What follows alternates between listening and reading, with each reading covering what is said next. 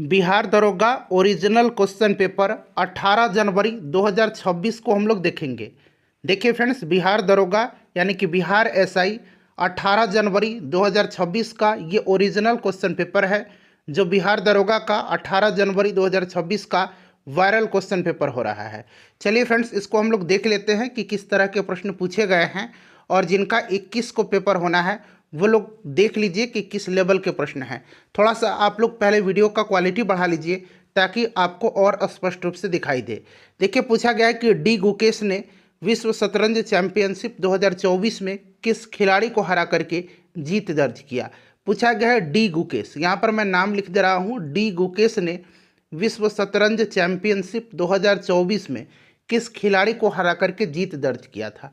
तो इन्होंने चीन के डिंग लीरेन को हरा करके जो है विश्व शतरंज चैंपियनशिप 2024 जीता था डी गुकेश ने। अब देखिए, करंट का क्वेश्चन है, थोड़ा सा पुराना क्वेश्चन है, 2024 का पूछा गया है। चलिए, वीडियो का क्वालिटी आप सभी लोग बढ़ा लेंगे। उसके बाद देखिएगा कि भारत में वर्ष 2025 के डाटा गोपनीयता दिवस का थीम क्या है। देखिए, डाटा गोपनीयता दिवस का, डाटा प्राइवेसी डे का थीम पूछा गया है। फ्रेंड्स देखिए, आप लोग कहेंगे कि क्वेश्चन पेपर आपके पास कहाँ से आया, तो मैं बता दूं कि आपके पास भी ये क्वेश्चन पेपर होगा। ये व्हाट्सएप यानी कि सोशल मीडिया पे ये सर्कुलेट हो रहा है। तो थोड़ा सा आपकी मदद के लिए मैंने इसका आंसर बना दिया है, ताकि आप लोग देख लीजिए कि किस प्रकार से प्रश्न पूछे जा रहे हैं। जैसे आपको मिला है पेपर, सेम वैसे ही मुझे भी मिला है। और यूट्यूब पर तो आप देख ही रहे हैं, ये यूट्यूब पर भी आपको मिल गया होगा पेपर। तो देखिए, इसका थीम था, अच्छा, डाटा गोपनीयता दिवस मनाया कब जाता है। तो फ्रेंड्स, ये 28 जनवरी को 28 जनवरी को मनाया जाता है। और पहली बार ये कब मनाया गया था, तो 2007 में मनाया गया था। और इसका थीम है एआई के युग में गोपनीयता, यानी कि privacy in the age of AI. ठीक है, चलिए उसके बाद देखिए, पूछा गया अगला प्रश्न। मैं सारा प्रश्न आपको कवर करवा दूंगा, जितना भी क्वेश्चन में मतलब इसमें क्वेश्चन है। देखिएगा कि 1 फरवरी 2025 को बहुत कम दूरी की वायु रक्षा प्रणाली, इसका नाम यहाँ पर देख सकते हैं VSHORADS के उड़ान परीक्षण कहाँ किए गए। तो फ्रेंड्स देखिए, इसका उड़ान परीक्षण जो है ये उड़ीसा के चांदीपुर में किया गया। कहाँ पर, तो ध्यान रखिएगा, उड़ीसा के चांदीपुर में। तो यहाँ पर देखिए चांदीपुर दिया गया है। उसके बाद चलिए अगला प्रश्न है कि दिसंबर 2024 में, यहाँ पर देखिए मेंशन किया गया है, दिसंबर 2024 में किसे फ्रांस के प्रधानमंत्री के रूप में नियुक्त किया गया। तो फ्रेंड्स देखिए, दिसंबर 2024 में जो है फ्रैंकोइस बायरू को जो है 2024 में 2024 देखिए कितना पुराना पूछा गया है। तो ये फ्रैंकोइस बायरू को जो है नियुक्त किया गया था। ठीक है, चलिए उसके बाद देखिएगा नेक्स्ट क्वेश्चन है हमारा कि 2024 विश्व शतरंज चैंपियनशिप का फाइनल 25 नवंबर से 13 दिसंबर तक कहाँ आयोजित हुआ। तो फ्रेंड्स देखिए, इसका आयोजन जो है ये सिंगापुर में किया गया है। कहाँ पर किया गया है, तो याद रखना आपको, सिंगापुर में किया गया है। ठीक है, सिंगापुर में किया गया है। तो ये सब क्वेश्चन देखिए पूछा जा रहा है 2024 का। आप देख सकते हैं 3 क्वेश्चन आपको मिल गया। ठीक है, और फ्रांस के यहाँ पर प्रधानमंत्री का भी नाम पूछा गया, हालांकि अब नए प्रधानमंत्री हो गए हैं, लेकिन वहाँ पर मेंशन करके पूछा गया है। ठीक है, चलिए उसके बाद हम लोग अब अगला प्रश्न देख लेंगे। अभी जो है सेबेस्टियन लोकार्नो है फ्रांस के पीएम। नेक्स्ट है हमारा, देखिए यहाँ पर ये प्रश्न दिया गया है, कथन निष्कर्ष से ढेर सारे प्रश्न हैं। चलिए देखिएगा, पूछा गया है, करंट का क्वेश्चन है, नगर निकाय चुनाव के लिए मोबाइल एप्लीकेशन के माध्यम से ई वोटिंग शुरू करने वाला भारत का पहला राज्य कौन बना है। तो ये पहला राज्य बन गया है बिहार। ठीक है ना, मोबाइल एप्लीकेशन के माध्यम से ई वोटिंग शुरू करने वाला नगर निकाय चुनाव में पहला राज्य बना है। उसके बाद देखिए, ये पूछा गया है कि केंद्र सरकार द्वारा 52 यानी कि 52 समर्पित निगरानी उपग्रहों के प्रक्षेपण हेतु जो है निम्नलिखित में से किस कार्यक्रम को तीव्र गति दी जा रही है। तो इसका नाम क्या है फ्रेंड्स, तो ध्यान दीजिएगा, देखिए इसका नाम है SBS-3, SBS यानी कि स्पेस बेस्ड सर्विलेंस 3। तो यही है ऑप्शन ए में, यहाँ पर इंग्लिश में है, आप देख सकते हो, अंतरिक्ष आधारित निगरानी 3। ठीक है, चलिए देखिए उसके बाद पूछा गया है कि प्राचीन परंपराओं और आधुनिक स्वास्थ्य प्रथाओं को बढ़ावा देने के लिए, ध्यान से सुनिएगा तो भी आप इसको समझ जाइएगा। अगर आपको स्पष्ट नहीं दिख रहा है, थोड़ा सा धुंधला दिख रहा होगा, तो ध्यान से सुन लीजिए आप। देखिए, प्राचीन परंपराओं और आधुनिक स्वास्थ्य प्रथाओं को बढ़ावा देने के लिए आध्यात्मिक और कल्याण शिखर सम्मेलन 2025 का आयोजन कहाँ हुआ था। तो इसका आयोजन जो है उज्जैन मध्य प्रदेश में किया गया था। ठीक है, चलिए उसके बाद देख लीजिएगा अगला प्रश्न दे करके स्टेटमेंट दे करके पूछा गया। स्टेटमेंट से ढेर सारे प्रश्न पूछे गए हैं। पूछा गया है कि 71वें राष्ट्रीय वन सप्ताह 2025 के बारे में निम्नलिखित कथनों पर विचार करें। दो स्टेटमेंट यहाँ पर आप देख रहे होंगे, 1 और 2 दिया गया है और पूछा गया है कि ऊपर दिए गए कथनों में से कौन सा सही है।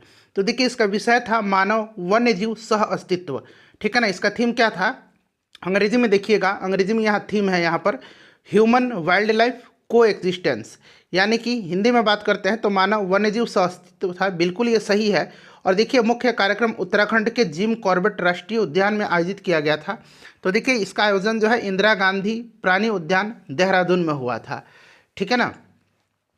तो यहाँ पर जो है राइट आंसर क्या हो जाएगा, यहाँ पर आपका केवल जो है एक आंसर हो जाएगा सही। कौन सा सही है, तो केवल एक। चलिए उसके बाद अगला प्रश्न देखिए। चलिए उसके बाद देखिए पूछा गया है कि 1999 के कारगिल युद्ध में अपनी वीरता के लिए कैप्टन विक्रम बत्रा को मरणोपरांत कौन सा वीरता पुरस्कार जो है प्रदान किया गया था। तो कौन सा वीरता पुरस्कार इनको प्रदान किया गया था, तो ध्यान रखिएगा इनको परमवीर चक्र दिया गया है, ठीक है ना। 1999 के कारगिल युद्ध में वीरता के लिए कैप्टन विक्रम बत्रा जी को मरणोपरांत अशोक चक्र प्रदान किया गया है। उसके बाद देखिए कंप्यूटर से संबंधित क्वेश्चन है कि कंप्यूटर अनुप्रयोग में वर्कबुक, ठीक है ना। यहाँ पर देखिए वर्कबुक अंग्रेजी में भी है हिंदी में भी है कि कंप्यूटर अनुप्रयोग में वर्कबुक मूलतः किससे संबंधित है, तो ये आपका माइक्रोसॉफ्ट एक्सेल से संबंधित है। तो यहाँ पर आप देख सकते हैं MS एक्सेल दिया गया है। चलिए उसके बाद देखिएगा यहाँ पर करेंसी दिया गया है। 2025 के मुद्रा विनिमय दर के आधार पर भारतीय रुपये के मूल्य से तुलना करते हुए निम्न मुद्राओं को अवरोही क्रम में यानी कि घटते क्रम में, तो देखिए सबसे वैल्यूएबल कौन सा इसमें से, तो सबसे वैल्यूएबल जो है देखिए पहले दिया क्या क्या है, US dollar, euro, British pound और ऑस्ट्रेलियन डॉलर। तो इसमें सबसे जो है मूल्यवान जो है कौन सा हो जाएगा, तो ब्रिटिश पाउंड है। तो देखिए ब्रिटिश पाउंड 3 पर दिया गया है। तो यहाँ पर देख सकते हैं 3A में भी है और C में भी है। उसके बाद बात करते हैं तो यूरो है। यूरो कहाँ पर दिया गया है, तो 2 में। तो यानी कि ये वाला ऑप्शन हो जाएगा, मतलब आपका British pound, euro, US dollar और फिर ऑस्ट्रेलियन डॉलर, ठीक है ना। तो ऑप्शन यहाँ पर C हो जाएगा। उसके बाद देखिए बिहार में जल जीवन हरियाली अभियान कौन सा विभाग लागू कर रहा है, तो ये विभाग ग्रामीण विकास विभाग है। जल जीवन हरियाली अभियान को ग्रामीण विकास विभाग लागू कर रहा है। चलिए उसके बाद देखिए आर्टिकल दिया गया है अनुच्छेद और मिलान करना है। तो 352 राष्ट्रीय आपातकाल, 356 जो है ये आपका राज्यों में राष्ट्रपति शासन और 360 जो है वित्तीय आपातकाल है। और वित्तीय आपातकाल एक बार भी भारत में नहीं लगाया गया है, तो इस चीज़ को आप ध्यान रखिएगा, मैंने मिला दिया यहाँ पर, ठीक है ना। तो 1, 3 और 2 यहाँ पर राइट आंसर हो जाएगा। 1, 3 और 2 जो कि ऑप्शन नंबर बी में आपको दिख रहा होगा। चलिए फ्रेंड्स अगला प्रश्न देखिए कैसा प्रश्न पूछा गया है। बिहार दरोगा ओरिजिनल क्वेश्चन पेपर 18 जनवरी 2026 हम लोग कवर कर रहे हैं। देखिए यहाँ पर कि भारतीय नागरिकों की मतदान की आयु 21 वर्ष से घटा करके 18 वर्ष किस संविधान संशोधन अधिनियम द्वारा किया गया था, तो ये आपको भी पता है 61वां संविधान संशोधन अधिनियम है 1988, ठीक है ना। ऑप्शन ए हो जाएगा। उसके बाद देखिए पूछा गया है कि निम्नलिखित में से किसने दिसंबर 2024 में भारतीय रिजर्व बैंक के 26वें गवर्नर के रूप में कार्य ग्रहण किया है। तो 26वें गवर्नर जो है ये कौन है, संजय मल्होत्रा हैं, ठीक है। उसके बाद देखिए पूछा गया कि हाला मोदी कार्यक्रम, अंग्रेजी में देखिएगा HALA, हाला मोदी इवेंट जो है ये कहाँ पर ऑर्गेनाइज किया गया था, तो फ्रेंड्स ये कुवैत में ऑर्गेनाइज किया गया था, ठीक है ना। उसके बाद देखिए पूछा गया है कि कांगेर घाटी राष्ट्रीय उद्यान जिसे यूनेस्को की संभावित सूची में शामिल किया गया है किस राज्य में स्थित है, तो कांगेर घाटी जो है ये छत्तीसगढ़ में है, ठीक है। चलिए उसके बाद देखिए पूछा गया किस दिन को राष्ट्रीय अंतरिक्ष दिवस के रूप में मनाया जाता है, तो फ्रेंड्स ये आपको भी पता होगा कि राष्ट्रीय अंतरिक्ष दिवस के रूप में 23 अगस्त के दिन राष्ट्रीय अंतरिक्ष दिवस के रूप में मनाया जाता है। उसके बाद देखिए पूछा गया है कि रामधारी सिंह दिनकर जी को निम्नलिखित में से किस कृति के लिए साहित्य अकादमी पुरस्कार इनको दिया गया था, रामधारी सिंह दिनकर को। ये प्रश्न को जरा अंग्रेजी में भी आप पढ़ लीजिए। Ramdhari Singh Dinkar received the Sahitya Akademi award for which of the following books, तो देखिए ज्ञानपीठ पुरस्कार इनको उर्वशी के लिए मिला था, उर्वशी भी ऑप्शन में है, बट यहाँ पर पूछा गया है साहित्य अकादमी पुरस्कार, तो संस्कृति के 4 अध्याय के लिए इनको दिया गया था। चलिए नेक्स्ट क्वेश्चन कर लेंगे। अब देखिए अगला प्रश्न पूछा गया है, यहाँ पर देख सकते हैं कि BM-04 ऐसे लिखा गया है। BM-04 एक छोटी दूरी की बैलिस्टिक मिसाइल है जिसे किस संगठन के द्वारा विकसित किया गया है, तो फ्रेंड्स इसको विकसित किया है किसने, तो DRDO ने, ठीक है ना। तो यहाँ पर देख सकते हैं आप दिया गया रक्षा अनुसंधान एवं विकास संगठन DRDO ने जो है BM-04 एक छोटी दूरी की बैलिस्टिक मिसाइल को विकसित किया है। अब चलिए देखिए प्रोजेक्ट वर्षा के तहत, ठीक है ना, देखिए प्रोजेक्ट वर्षा के तहत 2026 में चालू होने वाले भारत के पहले समर्पित परमाणु पनडुब्बी अड्डे का नाम क्या है? तो इसका नाम क्या है? तो फ्रेंड्स इसका नाम है INS वर्षा, ठीक है ना, INS वर्षा है, इसे भी आप ध्यान रखिएगा, INS वर्षा। चलिए उसके बाद देखिएगा, और ये आंध्र प्रदेश में जो है ये आपका होगा। उसके बाद देखिएगा कि कृषि वोल्टिक परियोजना को अपनाने वाला जो है देश का पहला राज्य कौन सा है? कृषि वोल्टिक ऐसे लिखा गया है, कृषि वोल्टिक, ठीक है ना, कृषि वोल्टिक। सेकंड शिफ्ट का भी मैंने कराया हुआ है, तो जा करके आप लोग देख लीजिएगा। तो ये परियोजना उत्तर प्रदेश ने जो है अपनाया है, तो यहाँ पर उत्तर प्रदेश करेक्ट हो जाएगा। उसके बाद देखिए पूछा गया है कि वेल्थ ऑफ नेशंस के लेखक कौन है? तो वेल्थ ऑफ नेशंस को लिखा है किसने? एडम स्मिथ की रचना है वेल्थ ऑफ नेशंस, ठीक है। चलिए उसके बाद देखिएगा फ्रेंड्स, ये वाला क्वेश्चन है कि निम्नलिखित में से किसे बीच में, एक मिनट, हाँ, यह है कि किसे बीच में कमरों वाली आणविक संरचना के लिए रसायन विज्ञान का नोबेल पुरस्कार 2025 पूछा गया है कि किसको नहीं दिया गया है? तो आपको पता है फ्रेंड्स कि इस बार जो है रिचर्ड रॉबसन, सुसुमो कितागावा और उमर यागी को दिया गया, सुसुमो यागी को नहीं दिया गया है, ठीक है ना। तो देखिए नोबेल से प्रश्न पूछा गया है। देखिए प्लान का हिंदी परिभाषा शब्द क्या होगा? प्लान का मतलब हिंदी मीनिंग क्या होगा? तो इसका योजना होता है, प्लान का योजना होता है, ठीक है। चलिए उसके बाद देखिए पूछा गया है कि सीमा 3 घंटे से खेल रही थी जब मैंने उसको बुलाया, ये पूछा गया है। तो यहाँ पर करेक्ट आंसर क्या हो जाएगा फ्रेंड्स बताइए?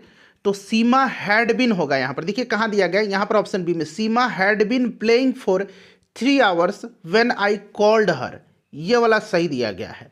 उसके बाद देखिए यहाँ पर मुनाफाखोर का यहाँ पर पूछा गया है, अंग्रेजी मतलब क्या होता है मुनाफाखोर का? तो मुनाफाखोर का जो है प्रॉफिटियर होता है। तो यहाँ पर देखिए PROFITER दिया गया, ऑप्शन बी बिल्कुल करेक्ट हो जाएगा। चलिए उसके बाद देखिए पूछा गया है, फिर से अंग्रेजी का क्वेश्चन है कि I remember when I first saw you, तो इसका क्या हो जाएगा? तो इसका हो जाएगा मुझे याद है जब मैंने आपको पहली बार देखा, ठीक है ना। I remember when I first saw you, मुझे याद है कि जब मैंने आपको पहली बार देखा।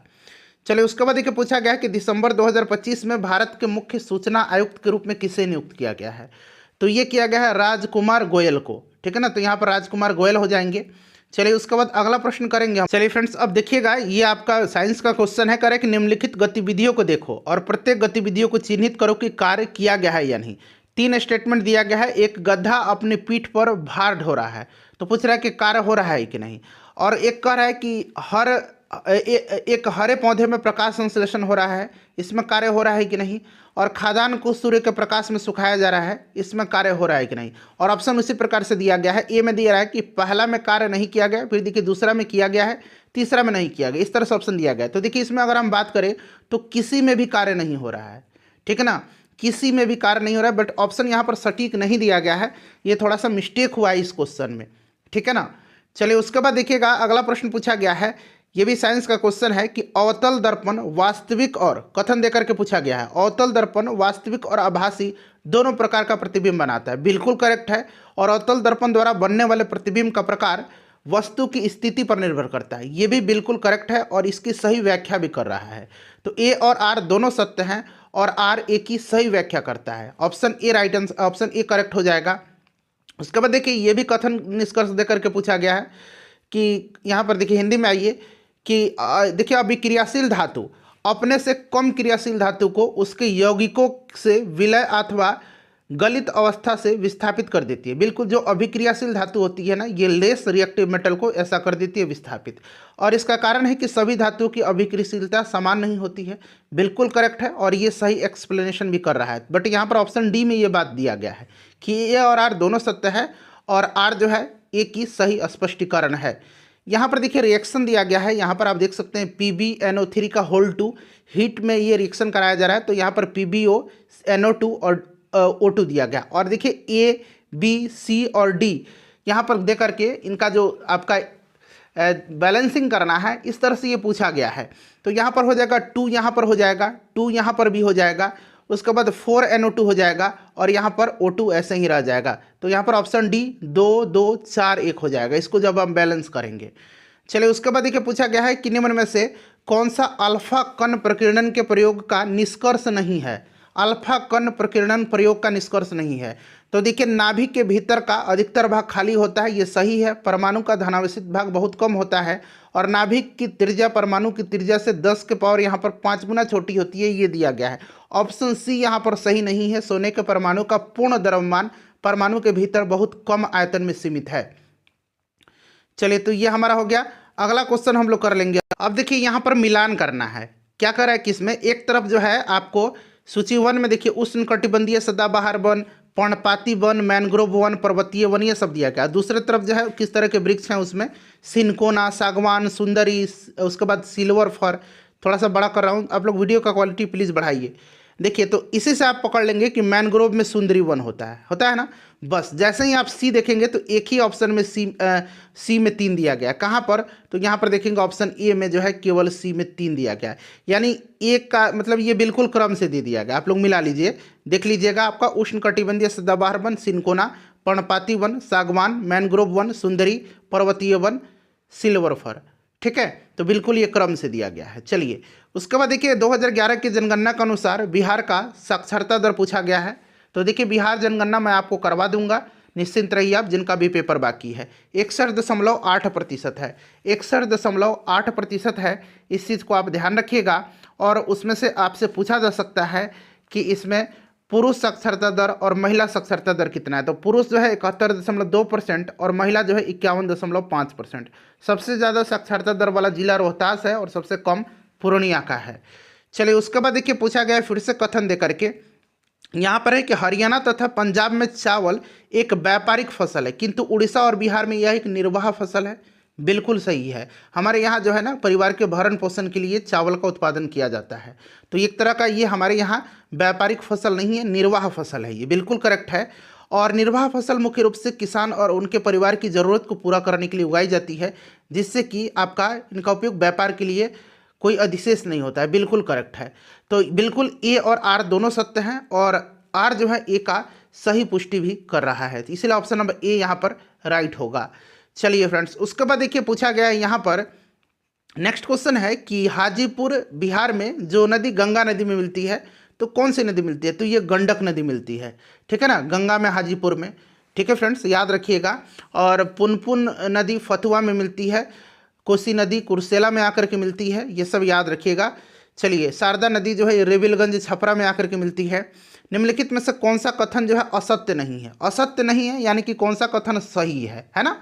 तो देखिए इसमें से आप जब सारा ऑप्शन को पढ़ेंगे, देखिए भारत का क्षेत्रफल की दृष्टि से विश्व में 8वां स्थान है, नहीं 7वां स्थान है। तो यहाँ पर मैं बता देता हूँ इसमें से कौन सा असत्य नहीं है यानी कि सही है। तो भारत के उत्तर दक्षिण और पूर्व पश्चिम विस्तार में 281 किलोमीटर का डिफरेंस है, 281 किलोमीटर का अंतर है। ये बिल्कुल करेक्ट दिया गया, यानी कि ये गलत नहीं है। बाकी सारे आप देख सकते हैं ये गलत दिए गए हैं। ठीक है ना। चलिए उसके बाद देखिएगा कि निम्नलिखित विकल्प को जो है सुमेलित नहीं है पूछा गया है। एक तरफ लोहा इस्पात उद्योग है, दूसरी तरफ राज्य है। भद्रावती कर्नाटक में है, भिलाई मध्य प्रदेश में है, बोकारो झारखंड में है, राउरकेला उड़ीसा में है। कौन सा इसमें से गलत है, तो आप देखेंगे तो यहाँ पर भिलाई जो है ना, भिलाई ये मध्य प्रदेश में नहीं है, छत्तीसगढ़ में है। ये वाला सुमेलित नहीं है। चलिए उसके बाद उसी प्रकार से दिया गया है कि कौन सा युग्म सुमेलित नहीं है। ताप विद्युत केंद्र और राज्य दिया गया है, रामागुंडम तेलंगाना बिल्कुल सही है। उसके बाद देखिए कोरडी महाराष्ट्र में है, सही है। बरौनी झारखंड में है, नहीं बरौनी तो बिहार में है, तो यही गलत है। उसके बाद पनकी उत्तर प्रदेश में है, सही है। चलिए अगला प्रश्न करेंगे हम लोग। अब देखिए पूछा गया अगला प्रश्न करंट से रिलेटेड है कि 5 दिसंबर 2025 को पटना में सरस मेला किसको प्रोत्साहित करने के लिए आयोजित किया गया था। तो सरस मेला जो है ये किसको प्रोत्साहित करने के लिए आयोजित किया गया था, ये पूछा गया है। तो ये आपका ग्रामीण उद्यमिता को, ठीक है ना, किसको, ग्रामीण उद्यमिता को। इस चीज़ को आप ध्यान रखिएगा, ठीक है ना, ग्रामीण उद्यमिता को। और देखिए सरस मेला इंपॉर्टेंट है और मैंने आपको बताया भी था। ठीक है, तो आप लोग इसको ध्यान रखिएगा। चलिए फ्रेंड्स उसके बाद हम लोग नेक्स्ट क्वेश्चन कर लेंगे। देखिए अगला प्रश्न क्या पूछा गया है, अगला प्रश्न यहाँ पर है, इसका आंसर हो जाएगा ग्रामीण उद्यमिता। उसके बाद देखिए ये गणित का क्वेश्चन है, ठीक है ना, तो गणित का क्वेश्चन है तो आप लोग आंसर इसका बना लीजिएगा। ठीक है, चलिए इसमें सारे गणित के ही क्वेश्चन दिए गए हैं, तो इसको आप लोग सॉल्व कर लीजिएगा। चलिए उसके बाद देखिए पूछा गया है यहाँ पर कि सत्ता की साझेदारी पर निम्नलिखित दो कथन पर विचार करिए, और नीचे दिए गए कूट का उपयोग करके सही आंसर चुनना है। सत्ता की साझेदारी के बारे में कह रहा है कि सत्ता की साझेदारी लोकतंत्र के लिए अच्छी है, बिल्कुल, और यह सामाजिक समूहों और राजनीतिक दलों के बीच संघर्ष की संभावना को कम करने में मदद करती है, बिल्कुल सही है। तो यहाँ पर ए और बी दोनों जो है सत्य दिए गए हैं, ठीक है। उसके बाद देखिए पूछा गया कथन कारण दे करके कि भारतीय संविधान के अनुच्छेद 109 के अनुसार धन विधेयक राज्यसभा के पास पेश नहीं किया जा सकता है, बिल्कुल, ये लोकसभा में पेश किया जाता है और राज्यसभा को धन विधेयक के संबंध में सीमित अधिकार प्राप्त है, बिल्कुल, दोनों के दोनों स्टेटमेंट यहाँ पर करेक्ट हैं। उसके बाद देखिए अगला प्रश्न क्या पूछा गया है, नेक्स्ट देखिए फिर से कथन देकर के पूछा गया है कि भारतीय राज्य ने किसी भी धर्म को राजकीय धर्म के रूप में स्वीकार नहीं किया है, बिल्कुल करेक्ट है। और संविधान में नागरिकों को किसी भी धर्म का पालन करने की आज़ादी नहीं है, नहीं, सभी धर्म को, या आप किसी भी धर्म को मान लीजिए कि सभी को जो है कोई भी धर्म मानने का ये आपका बिल्कुल आज़ादी है। तो केवल यहाँ पर जो है एक कथन सत्य है, ठीक है। उसके बाद देखिए पूछा गया है यहाँ पर मिलान करना है, संशोधित सार्वजनिक वितरण प्रणाली जो है ये कब शुरू हुआ था। तो निश्चित रूप से ये जो है शुरू कब हुआ था बताइए। तो देखिए फ्रेंड्स ये शुरू हुआ था आपका 1992 में, ठीक है ना, ये आपका हुआ था 1992 में। और एक है लक्षित सार्वजनिक वितरण प्रणाली, तो ये आपका शुरू हुआ था 1997 में, ठीक है ना, यहाँ पर मैं मिलान ही कर देता हूँ 1997 में। और अंत्योदय अन्न योजना जो है ये शुरू हुआ था कब, तो ये आपका हुआ था 2000 में, ठीक है। तो ये मिला लेना है, राइट आंसर आपका हो जाएगा पहला का सी, दूसरा का बी और तीसरा का ए। चलिए उसके बाद देखिए पूछा गया है कि कक्षा में बच्चों की उपस्थिति को बढ़ावा देने के लिए, बच्चों का प्रतिधारण और उनकी पोषण स्थिति में सुधार के लिए सरकार के द्वारा कौन सी योजना चलाई गई है। तो ये आपका मिड डे मील है, ऑप्शन बी में आप देख सकते हैं मिड डे मील दिया गया है। चलिए अगला प्रश्न करिएगा। उसके बाद देखिए निम्नलिखित में से कौन सा विकल्प जो है सबसे अच्छी तरह से जो है परिभाषित करता है मुद्रा के कार्य को। निम्नलिखित में से कौन सा विकल्प मुद्रा के कार्य को सबसे अच्छी तरह से परिभाषित करता है। तो देखिए मुद्रा का कार्य क्या है, मुद्रा का कार्य जो है स्टोर ऑफ वैल्यू और यूनिट ऑफ अकाउंट, ठीक है ना। तो यहाँ पर मैं सबसे पहले आपको आंसर बता देता हूँ, जो इसका आंसर होगा वो आपका पहला और चौथा होगा। तो पहला में देखिए मूल्य संचय और लेखा इकाई और विनिमय का माध्यम और मूल्य का मापक, तो पहला और चौथा यहाँ पर करेक्ट आंसर हो जाएगा, ठीक है। ये मुद्रा के सबसे जो है मुख्य कार्य के रूप में जो है ये परिभाषित करता है। उसके बाद देखिए निम्नलिखित में से कौन सा कथन इको मार्क के बारे में सही नहीं, इको मार्क, ठीक है ना, इको मार्क के बारे में सही नहीं है। तो देखिए ऑप्शन डी सही नहीं है, बाकी सब सही है। 1991 में 1991 में शुरू किया गया था भारत सरकार के द्वारा, और यह दर्शाता है कि जो उत्पाद होते हैं ये इको फ्रेंडली होते हैं, पर्यावरण मित्र होते हैं, ठीक है। बट जो है इसमें मिट्टी का प्लेट का चिन्ह नहीं होता है, इसमें जो है मिट्टी के घड़ा का चित्र होता है, ठीक है ना। तो ऑप्शन डी राइट आंसर हो जाएगा, सही नहीं है वो। उसके बाद देखिएगा कि राज्य स्टार्टअप रैंकिंग 2019 के अनुसार देश में सर्वोत्तम निष्पादक राज्य किसे चुना गया है। तो ये गुजरात है, ठीक है, गुजरात हो जाएगा। उसके बाद चलिए अगला प्रश्न पूछा गया है कि सरकार की खादानों की वसूली अनुरक्षण लागत बढ़ने में निम्न में से कौन सा कारण नहीं है। तो इसमें से कारण ऑप्शन डी हो जाएगा increased imports of food grains. बाकी जो है कारण नहीं है इसमें से जो है ये ऑप्शन डी हो जाएगा, बाकी ये सब है कारण। The rising minimum support price MSP, rising transportation cost of FCI food corporation of India, the rising storage cost of FCI. But option D यहाँ पर करेक्ट हो जाएगा प्रश्न के अनुसार। देखिए प्रश्न है कि सरकार ने 2024 में भगवान बिरसा मुंडा के जन्म की वर्षगांठ मनाने का निश्चय किया था, बिल्कुल। और 15 नवंबर 2024 से 15 नवंबर 2025 तक जो है जनजातीय गौरव दिवस, ठीक है ना, ये मनाया गया है। तो वहीं पूछा गया है, तो ये करेक्ट हो जाएगा। और 2025 में भगवान बिरसा मुंडा के जन्म की 150वीं वर्षगांठ थी, ये भी सही दिया गया है। और बिरसा मुंडा का संघर्ष न्याय और सत्य की खोज के लिए था, ये भी सही है। तो तीनों स्टेटमेंट यहाँ पर जो है करेक्ट दिया गया है, ठीक है। चलिए उसके बाद देखिएगा कि यहाँ पर पूछा गया है कि बहु इकाई सहकारी समिति अधिनियम को लागू होने वाला वर्ष जो है 1942 था। बताना है इसमें से सही कथन चुनना है, बताइए सही है या गलत है, सही है या गलत है ये बताइए आप। तो बिल्कुल जो है ये सही दिया गया है। और राष्ट्रीय सहकारिता विकास निगम को 1963 में स्थापित किया था, ये भी सही है। तो इस प्रकार से देखेंगे तो यहाँ पर दोनों स्टेटमेंट आपका सही है, एक और दो दोनों सही है, ठीक है। चलिए उसके बाद देखिएगा अगला प्रश्न पूछा गया है कि बिहार के किस प्रसिद्ध कवि और लेखक को भारत का राष्ट्रकवि कहा जाता है। तो राष्ट्रकवि कहा जाता है रामधारी सिंह दिनकर जी को, ऑप्शन ए हो जाएगा। चलिए अगला प्रश्न कर लेंगे। उसके बाद देखिएगा साइंस का क्वेश्चन है, कह रहा है कि नीचे दिए गए अभिकथन ए और आर के लिए निम्नलिखित में से सही विकल्प चुनना है।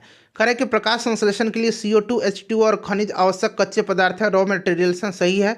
और पोषक तत्व प्रकाश संश्लेषण में ऊर्जा स्रोत की तरह कार्य करते हैं, ये भी आपका जो है सही दिया गया है। ठीक है ना, तो दोनों यहाँ पर आपके करेक्ट हो जाएंगे, ऑप्शन ए और आर दोनों सही है।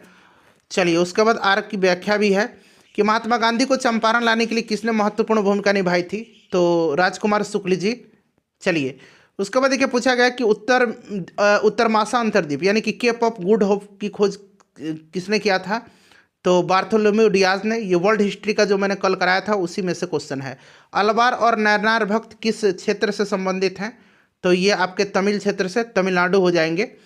चलिए उसके बाद देखिएगा अगला प्रश्न यहाँ पर पूछा गया है कि भारत में तर्कशास्त्र के अग्रिम न्याय सूत्र की रचना किसने किया है, तो गौतम ने किया है न्याय सूत्र का।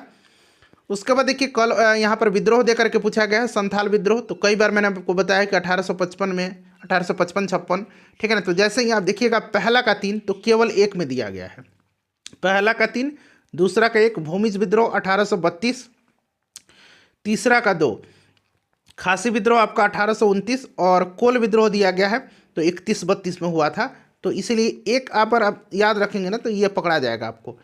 चलिए उसके बाद देखिए पूछा गया कि आधुनिक भारतीय भाषाओं में प्रयुक्त लगभग सभी लिपियों की मूल लिपि क्या है, तो ये ब्राह्मी है। चलिए उसके बाद देखिएगा कि तेलंगाना में कृषक विद्रोह कब हुआ था, तो ये शुरू हुआ था 1946 में। उसके बाद देखिए पूछा गया कि निम्नलिखित में से कौन सा किसान विद्रोह बिहार के पूर्णिया जिले तक फैला, तो ये सन्यासी विद्रोह है। ठीक है ना, सन्यासी विद्रोह।